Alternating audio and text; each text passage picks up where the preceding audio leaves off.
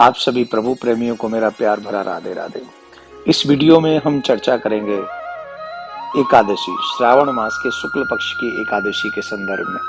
ये बहुत श्रेष्ठ एकादशी है और इस एकादशी के व्रत से बहुत बड़ा पुण्य, बहुत बड़ा लाभ मिलता है। भगवान श्री कृष्ण से जब धर्मराज ने पूछा कि श्रावण मास की शुक्ल पक्ष की एकादशी को क्या कहते हैं, उसका नाम क्या है और उस एकादशी को करने का फल क्या है, तो भगवान श्री कृष्ण कहते हैं ये पवित्रता एकादशी है और इस एकादशी का बहुत बड़ा फल है। मैं पूर्व एक राजा की कथा सुनाता हूं तुम्हें, जिससे तुम्हें इस कथा का लाभ प्राप्त समझ, एकादशी व्रत का लाभ समझ में आएगा कि ये कितना महत्वपूर्ण है।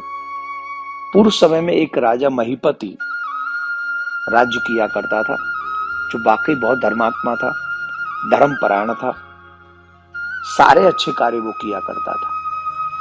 एक बार वो दुखी हुआ तो प्रजा के कुछ विशेष मंत्रियों ने पूछा, उनके सभासदों ने, कि आप इतने दुखी क्यों हैं, आप इतने परेशान क्यों हैं, आपको क्या हो गया, उदास क्यों हैं। तो उन्होंने कहा कि मेरे को जितना याद है, मैंने अपने जीवन में कभी किसी का बुरा नहीं किया, प्रजा से अकारण मैंने टैक्स नहीं भरवाया और मैंने प्रजा का पालन पुत्रवत किया है।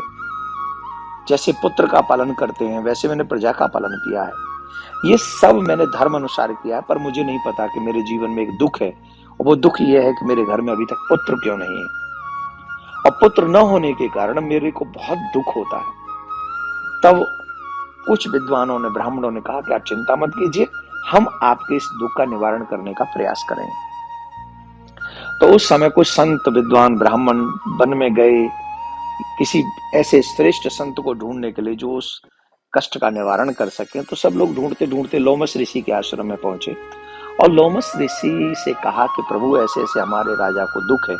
तो लोमस ऋषि ने ध्यान लगाया, नेत्र बंद किए, बड़े सारे शास्त्रों में बड़े पारंगत हैं वो। तो उन्होंने बताया कि राजा जो है ना, पूर्व जन्म में बहुत दरिद्री व्यक्ति था और इसने पूर्व जन्म में बहुत पाप किए, दूसरों को दुख देने का ही काम ये किया करता था।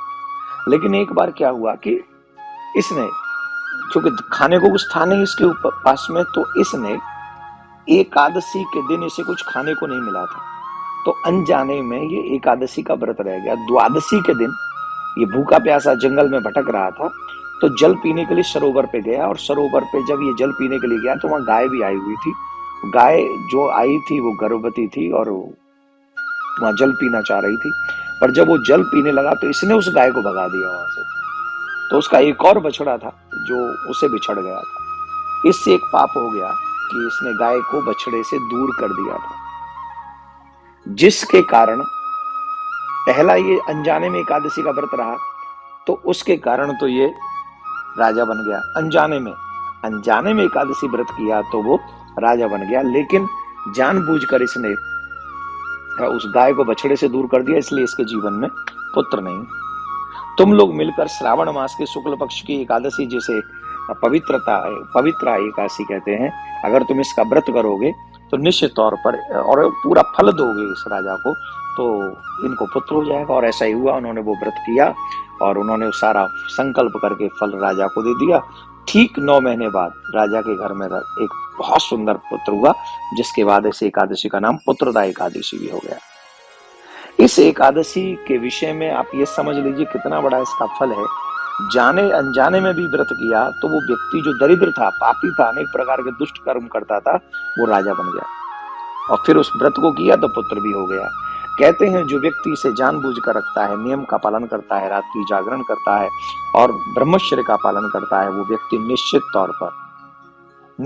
तौर पर वो व्यक्ति भगवान की कृपा को प्राप्त करता है, भोग भी मिलते हैं और अंत में मुक्ति भी मिलती है।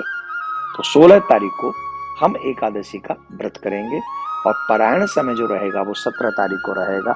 5:30 बजे के बाद 7:50 तक हम लोग पारायण कर सकते हैं।